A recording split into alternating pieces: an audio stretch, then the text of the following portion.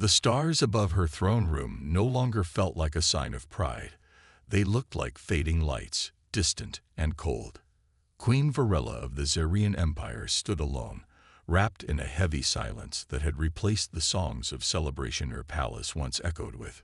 Her people, once fearless and strong, now lived in fear of an invisible enemy that devoured entire worlds without leaving a trace.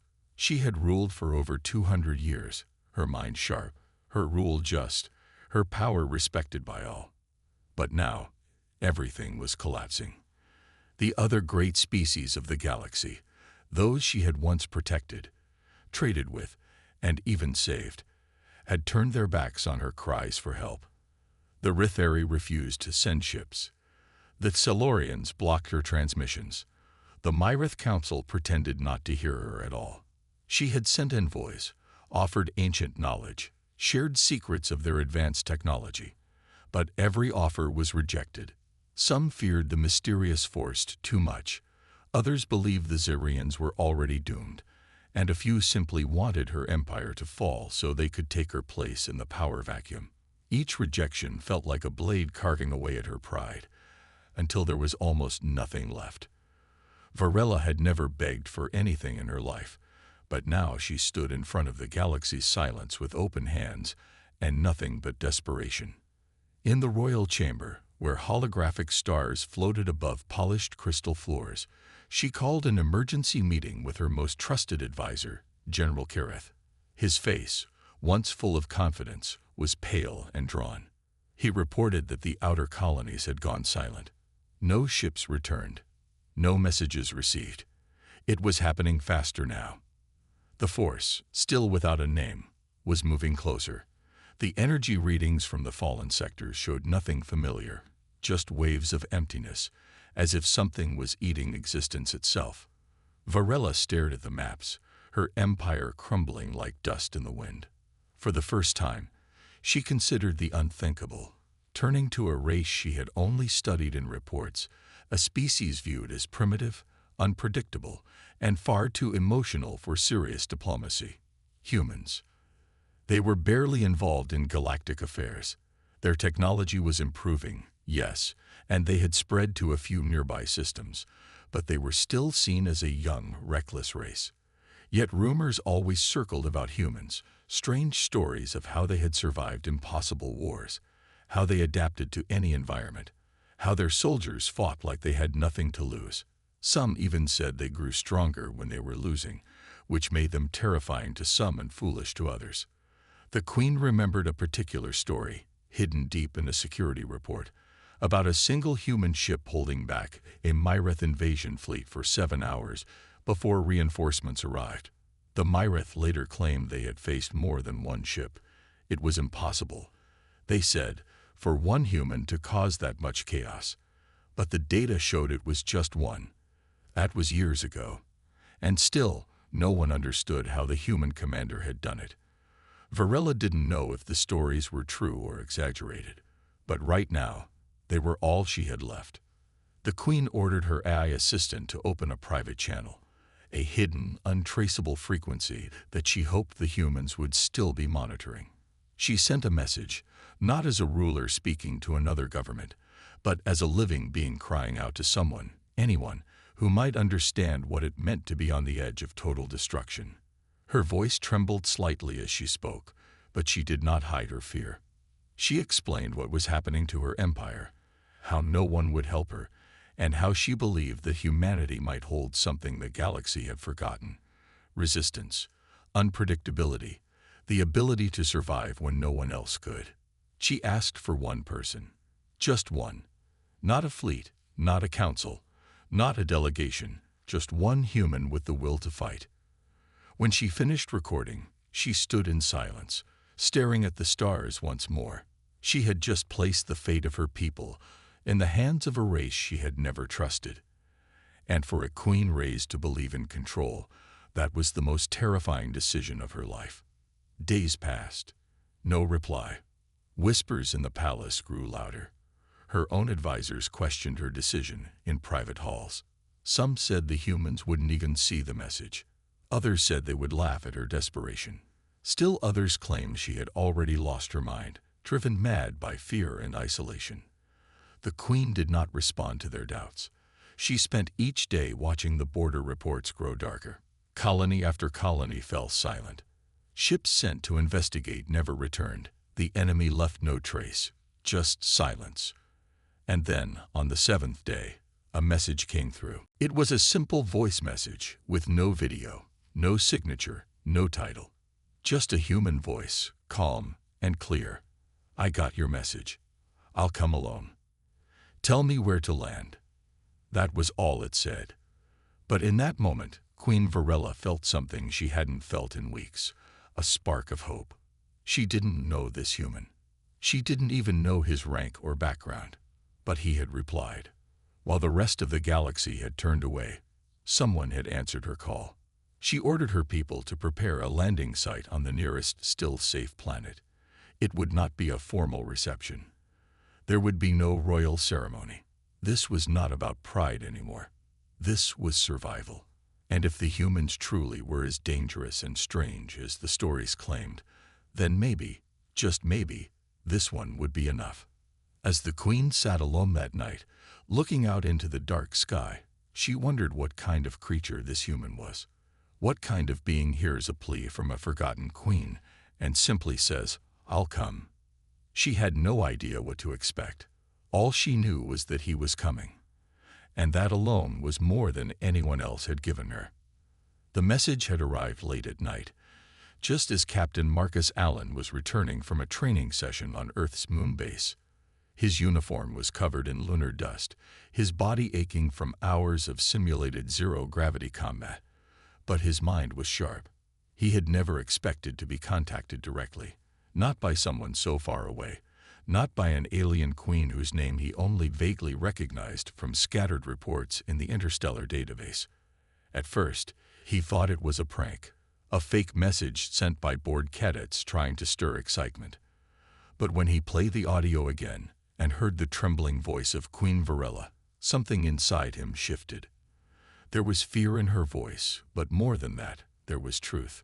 Real desperation, the kind he'd seen only in the eyes of civilians during the final days of Earth's last great war. She wasn't pretending. She wasn't manipulating. She was begging. And she had chosen to beg a human, something no alien leader had ever done in the history of the galaxy. That fact alone made Marcus pause.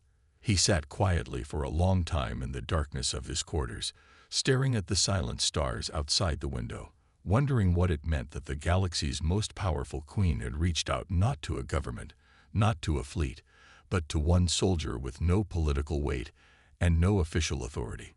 He knew what his superiors would say. They'd call it a trap, or a trick, or worse.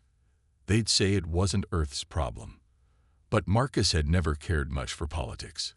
He had seen too many good people die while governments argued about borders and policies.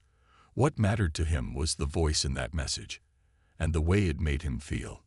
He didn't tell anyone where he was going. He simply sent a coded signal to an old friend at Space Command, requesting temporary leave for personal reasons, then packed a small bag, loaded his personal starfighter with rations and gear, and launched into space under a false ID tag. It wasn't the first time he had gone off-grid, but this time felt different.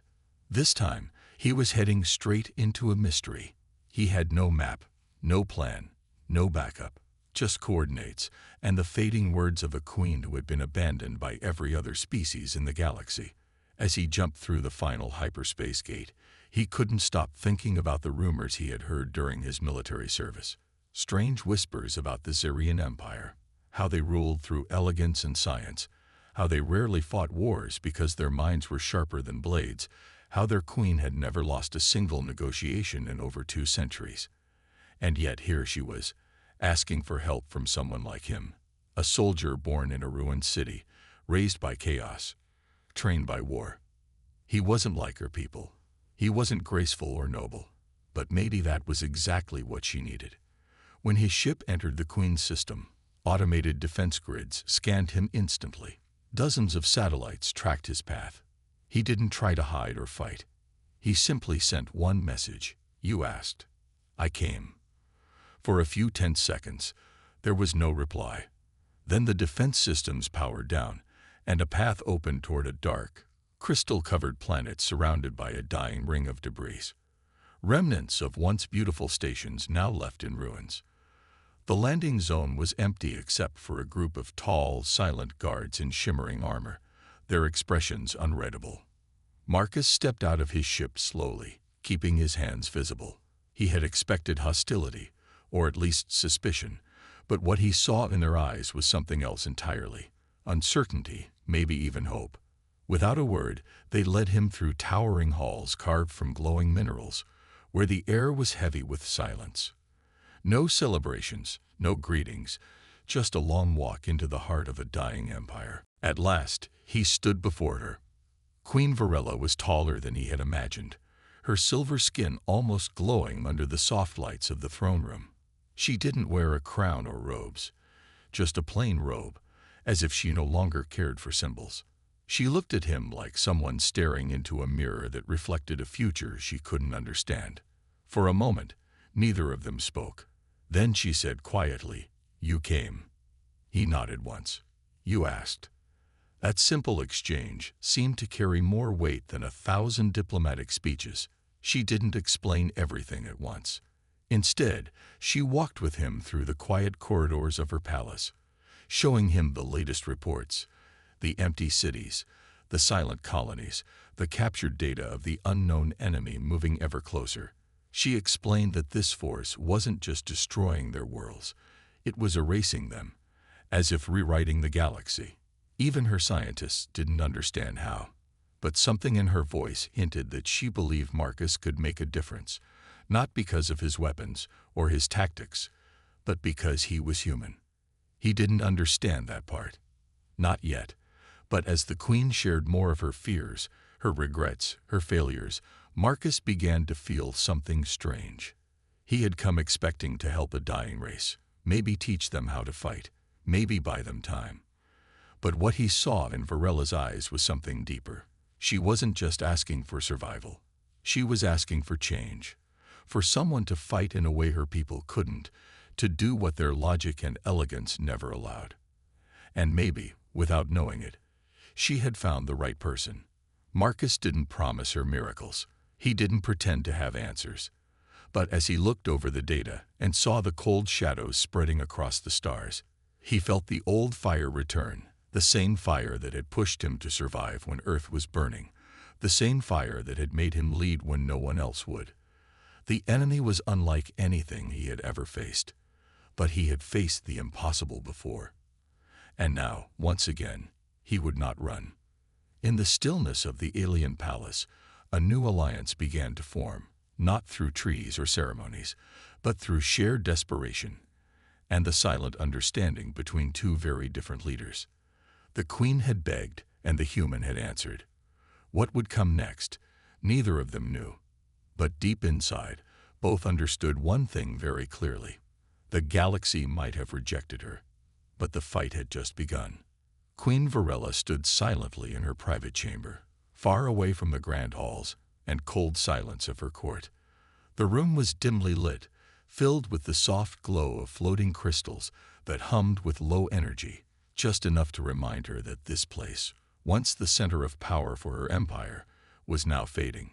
She stared at the large display wall showing the map of her territories, once stretching across 3-star clusters, now reduced to scattered outposts barely holding on. The growing shadow of the unknown enemy was visible even from here, a dark wave consuming everything in its path. For the first time in her long reign, she felt truly powerless, and that is what made her reach out to someone completely unexpected.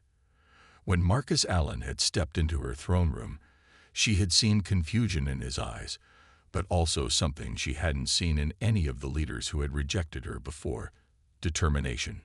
Now, as she prepared to make her final plea, not to a council or a committee, but to a single human soldier, she felt more fear than ever before. Not because she was weak, but because this was her last chance. She called for him just before the artificial dawn began to rise above her planet's silver horizon. Marcus arrived without armor or weapons, wearing only a plain black uniform, and the quiet confidence of someone who had survived the worst of war. They didn't greet each other with formalities.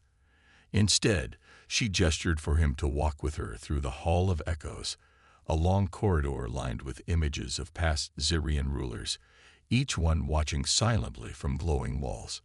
"Do you know why I brought you here?" she asked, her voice calm but heavy. Marcus shook his head slowly, watching her closely. "Because no one else would listen," she said. "I sent messages to every allied world, every leader who once praised my wisdom. They all ignored me. Some even blocked my signals. They said my time was over, that my species was no longer important." She stopped and turned to face him. "But I don't believe that. Not yet."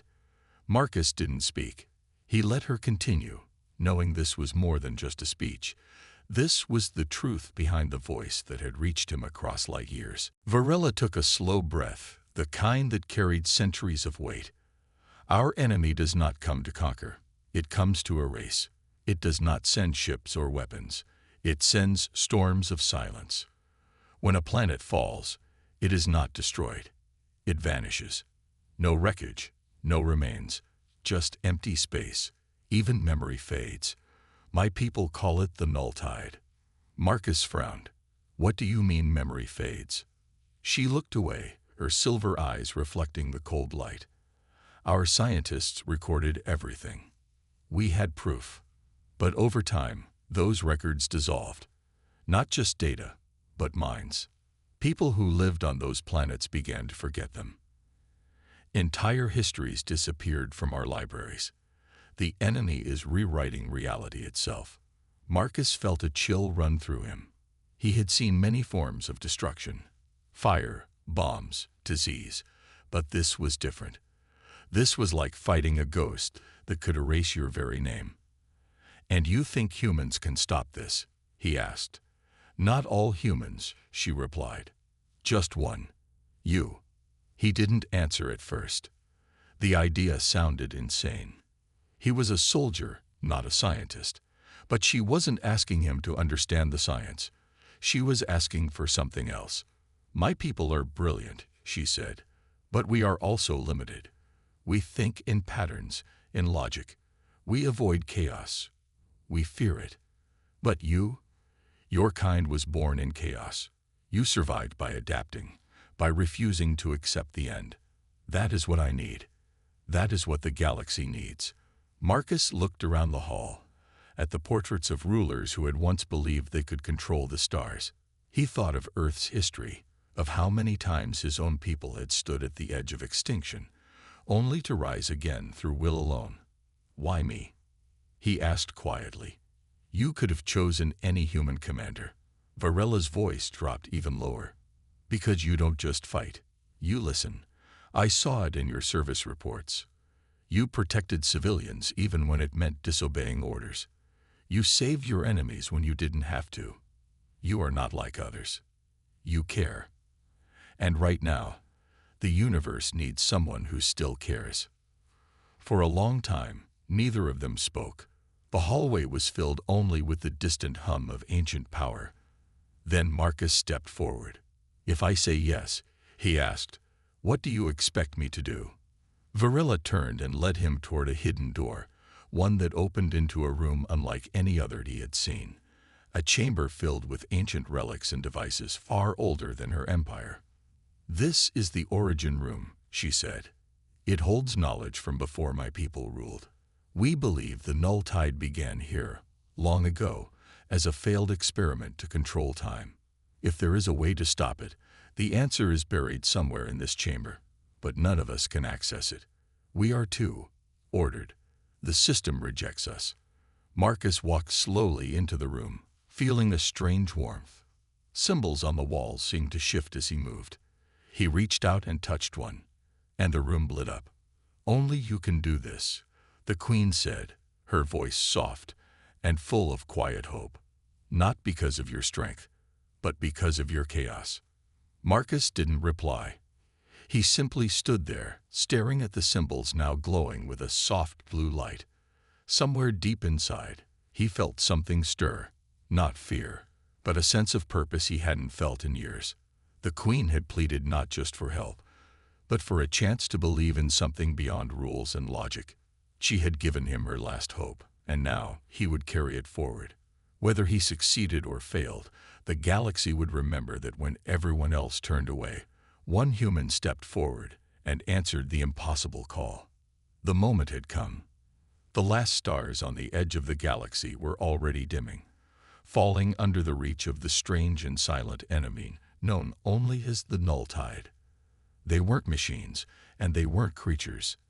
They had no ships, no language, and no demands. They simply spread across the stars like a disease made of silence and nothingness. They did not conquer planets. They made them vanish. Entire civilizations disappeared as if they had never been born. And now, the enemy had reached the outer orbit of the Queen's homeworld, the last stronghold of the Zerian race. Inside the massive command tower at the heart of the city, the alien Queen Varela and the human soldier Marcus Allen stood alone in front of a giant circular portal glowing with unstable light. Behind this shimmering gate was the last hope, a hidden system of ancient machines connected to the heart of the Null Tide's power. It was not a weapon in the usual sense. It was a reality engine, buried deep beneath time, and Marcus was the only one able to enter and activate it. He stepped forward, feeling his breath slow as the gate shimmered and pulled at his mind. This wasn't just a machine. It was something older than memory, older than thought, something that bent space and time not with force, but with will. And only chaos could survive inside it. Marcus had no weapons, no armor. The Queen had told him they would be useless anyway. The enemy did not bleed or break. It consumed. If he failed, there would be no retreat, no rescue. His memory would vanish along with the rest of this world. Yet he did not hesitate. He turned once to the Queen, who watched him with silent trust, her silver eyes reflecting both fear and unspoken faith. Then he stepped into the portal and vanished. On the other side, the world was not a battlefield in the traditional sense. It was a place of shifting skies and floating landmasses, a dream caught between dimensions. There was no ground, no sky, just layers of broken logic. Time twisted around him, sometimes speeding forward, sometimes slowing to a crawl. His body felt light and heavy at the same time. Echoes whispered through the air, not voices, but pieces of forgotten moments. Memories that didn't belong to him. Planets destroyed. Civilizations erased. A child's laugh turning into a scream that never ended. He understood then, this was not a war zone, but a graveyard of reality itself. Then it began.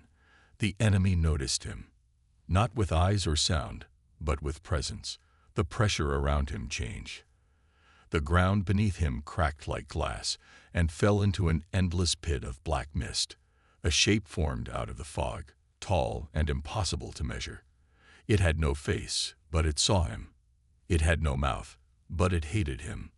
The Null Tide had been born from failed ambition, the Queen had said.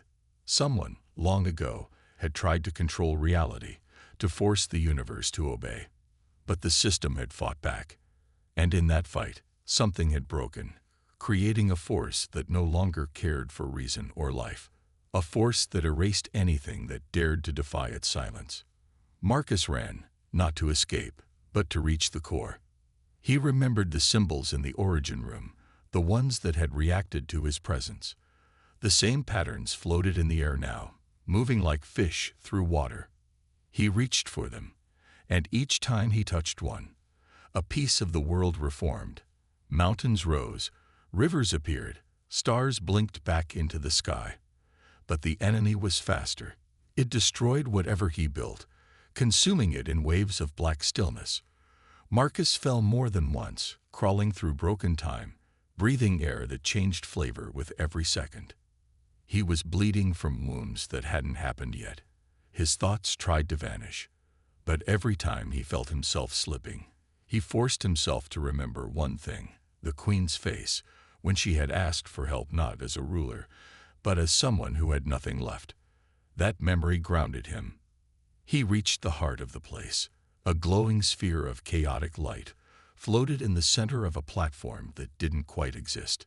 It pulsed like a beating heart, but the light around it was unstable, shaking between dimensions. This was the control center, the source of the reality engine, the place that could undo the null tide. But only if someone was brave enough to open it. The enemy screamed without sound. It rushed at him in waves of silence, trying to swallow him before he could reach the core. Marcus dived, arms outstretched, heart pounding like a war drum. The instant his hand touched the light, the world shattered. But it didn't end. Instead, everything paused. Time stopped. The enemy froze. The light spread out slowly, not with violence, but with purpose. And the system began to rewrite itself. The null tide did not scream. It simply faded, like dust blown away by the first breath of dawn. Marcus was floating now, alone in the core, surrounded by glowing lines of energy rewriting the galaxy's story. The forgotten worlds returned. The erased stars blinked back into view. He saw names returning to memory, languages being spoken again, people remembering who they once were. The fight was not won with weapons. It was won with defiance, with chaos, with humanity. When Marcus awoke, he was lying in a field of silver grass under a bright sky. The stars above looked sharper. He sat up slowly, his body aching but whole. A group of Xyrians stood nearby, eyes wide, stunned by the sight of the human who had gone into the impossible and returned. The queen approached, her steps slow and her face unreadable. She knelt beside him, something no Xyrian ruler had ever done before. "You did it," she whispered. Marcus nodded, too tired to speak. She helped him up and looked to the sky, where the darkness was gone, and the stars sang once more. "The galaxy will remember this day," she said, "and it will remember you." The silence that followed was not empty. It was heavy with change.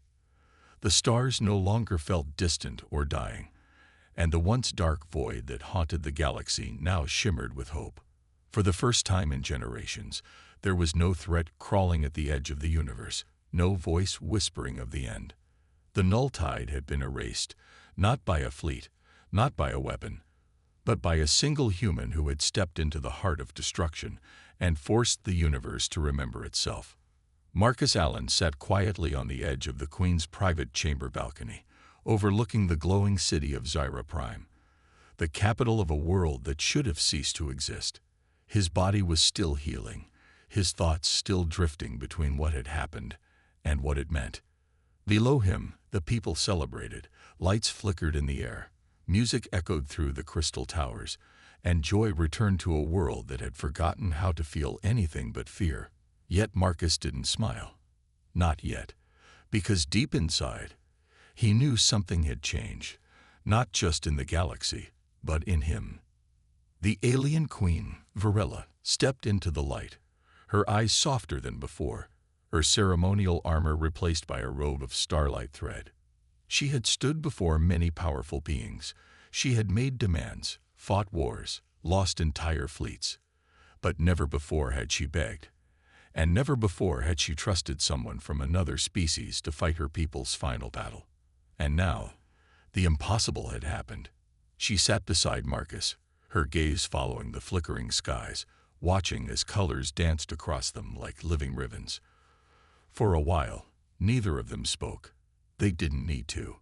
What had passed between them, the desperate plea, the quiet understanding, the shared risk, had built something stronger than any alliance.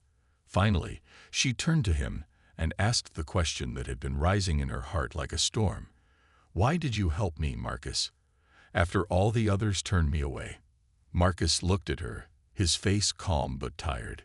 "Because everyone else saw a queen asking for help," he said. "I saw someone who still believed we had a chance." The answer hit harder than any speech. It stripped away the distance between ruler and soldier, between alien and human. Varela closed her eyes, remembering the long days she had spent flying from one system to another, being told over and over that her people were not worth saving. No one wanted to waste ships. No one wanted to lose soldiers for a lost cause. She had been alone, her voice echoing into silence, until Marcus. He had not come with promises. He had come with questions, with doubt, with pain in his eyes. But he had stayed. He had stepped into death itself, not for glory, but because she had asked. And that was all he needed. That moment, his choice, was the true turning point. Not the battle, not the machine, but the decision to believe in someone else's fight. Now, the galaxy looked at Earth differently. Humanity was no longer a curious young species. They were seen with new eyes. Dangerous, yes, but also loyal, strange, and impossibly brave. Diplomats who once ignored human messages now requested meetings. Planets that had laughed at the idea of humans in high command now sent offers of partnership. The Zerian people, once seen as finished, were now hosts of a new council meant to unite old enemies. But in the center of it all stood the two who had changed everything: a forgotten queen and a human soldier. As news spread, people called Marcus many things: the Void Walker, the man who rewrote the end, and the living defiance. But he avoided the spotlight, choosing instead to walk through the streets of Zera, helping rebuild broken walls, talking to children who still dreamed of space battles, and telling them that courage wasn't about strength. It was about not giving up when everything told you to. That night, in the great sky hall of the Zerian Palace, leaders from every surviving world gathered for the first time in centuries. The galaxy's future would no longer be written by fear. Varela stood before them and spoke, not as a queen above them, but as one of them. She told them about Marcus, about the day she begged him to help her people, and how that one yes had changed everything. The room was silent when Marcus stepped forward. No armor, no medal, just a man who had risked everything and asked for nothing in return. He looked at the crowd and said only one thing: "We're not alone anymore. That means we share the future, the danger, and the hope." That night, the galaxy truly changed. The pain of the past wasn't erased, but something stronger rose to replace it.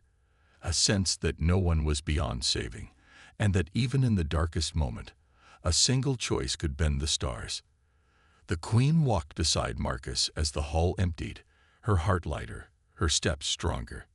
She knew the road ahead would still be full of problems, of politics, of mistrust. But now she also knew the galaxy had remembered.